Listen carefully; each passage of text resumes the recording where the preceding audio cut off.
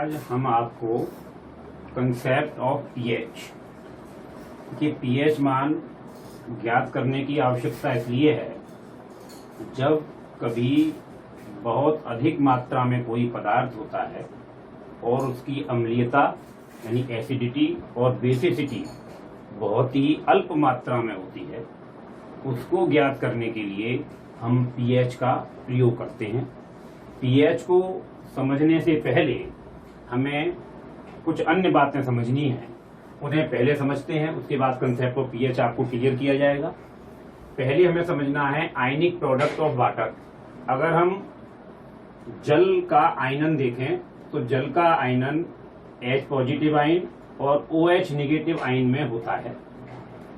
द्रव्य अनुपाती क्रिया के नियम के अनुसार या लॉ ऑफ मॉस ऑप्शन, तो K एक स्थिरांक जो हमारा राइट हैंड साइड में है वो अपर साइड में, यानी H positive concentration, OH negative concentration और H2O की concentration, K into H2O, H positive और OH नेगेटिव। H2O में जो उसका आयोनाइजेशन है, जो उसका आयनीकरण है, बहुत ही अल्प मात्रा में होता है, यानी 10 लाख कणों में केवल एक कण का होता है। इसलिए इसे हम नेग्लेक्ट मान लेते हैं कि आयनन नहीं हो रहा है इसका, या नेग्लेक्ट है, नेग्लेक्जिबल है, तो यहाँ केवल K और K is equal to H positive ion और OH नेगेटिव आयन। KW यानी आयनिक प्रोडक्ट ऑफ वाटर, ये जो W है वो वाटर के लिए है, ये आपका कांस्टेंट है। Ionic product of water H positive ion और OH नेगेटिव आयन। अब जैसा कि आप जानते हैं कि अगर एक H पॉजिटिव आयन बनेगा तो निश्चित है उसमें एक OH नेगेटिव आयन भी बनेगा, तो निश्चित है हाइड्रोजन आयन की concentration is equal to the hydroxide ion की कंसंट्रेशन। दोनों आयनों की कंसंट्रेशन इक्वल होगी। जब इक्वल होगी तो ये मान लेते हैं कि दोनों को ही अगर हमने हाइड्रोजन मान लिया तो उनकी जो नंबर्स हैं, यानी अगर हाइड्रोजन आयनों की कंसंट्रेशन को हम स्क्वायर करते हैं तो इन दोनों के कंसंट्रेशन के गुणनफल के बराबर होगा। और वाटर का जो आयनिक प्रोडक्ट है, आयनिक प्रोडक्ट ऑफ वाटर या जल का आयनिक गुणनफल, वो इतना होता है 1 into 10 to the power minus 14। जब 1 into 10 to the power minus 14 है तो H के लिए हो जाएगा under root 1 into 10 to the power minus 14, तो आपका आ जाएगा 1 into 10 to the power minus 7 gram ion पर लीटर।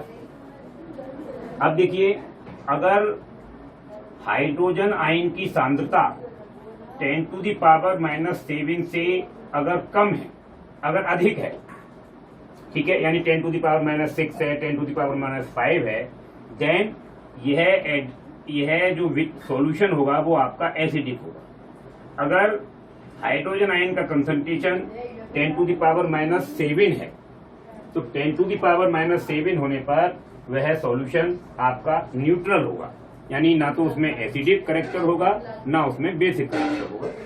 अगर हाइड्रोजन आयन का concentration 10 to the power minus 7 से कम है, यानी 10 टू द पावर माइनस 8 है, 10 टू द पावर माइनस 9 है, यानी तो तब वह जो सॉल्यूशन होगा आपका बेसिक होगा। ये तो रहा जल का आयनिक गुणनफल।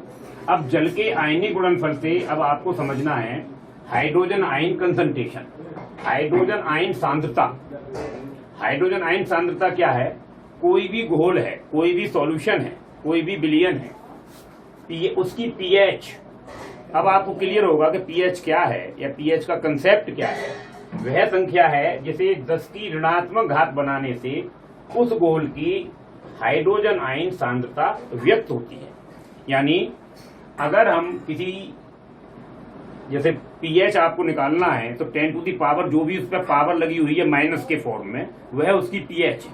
जैसे मान लें किसी की power 10 to the power minus 7 है तो पीएच बराबर 7 है। 10 टू दी पावर माइनस 6 है तो पीएच बराबर 6 है। आगे आपका पूरा फॉर्मूला है, उसे समझ लीजिए आप।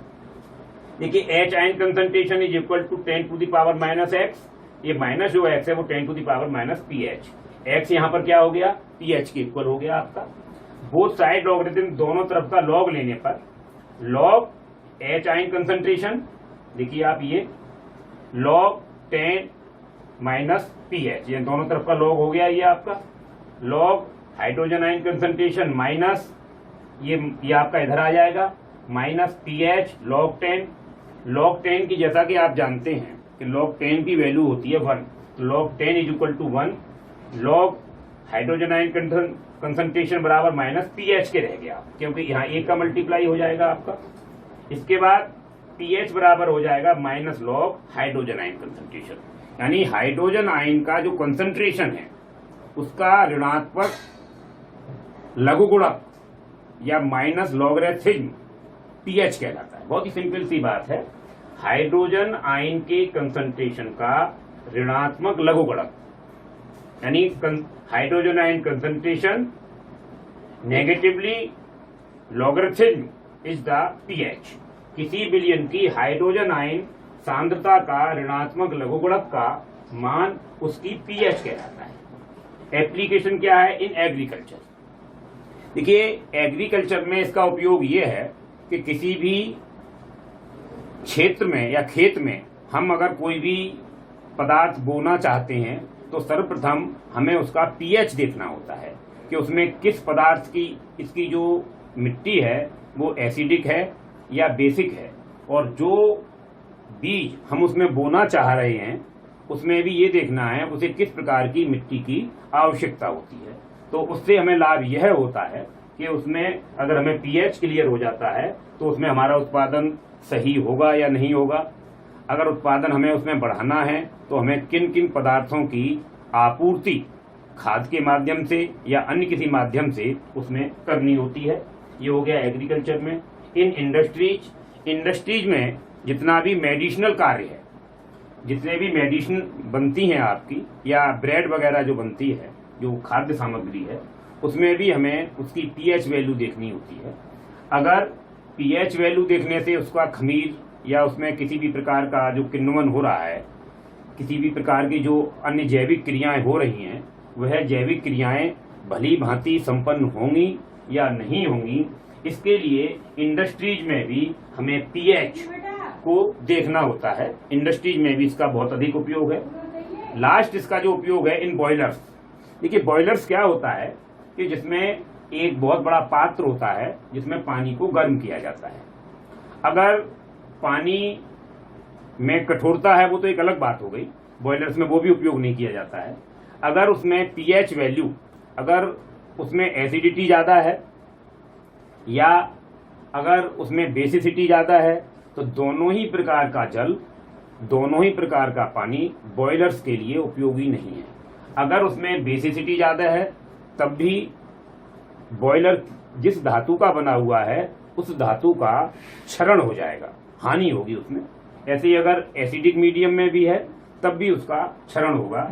इस प्रकार से जहां तक हो सके वहां तक पानी न्यूट्रल होना चाहिए। अगर कुछ मात्रा में है तो थोड़ा बहुत हो सकता है, लेकिन ज्यादा मात्रा में अगर उसकी pH कम ज्यादा है तो वह सही प्रकार से कार्य नहीं करेगा।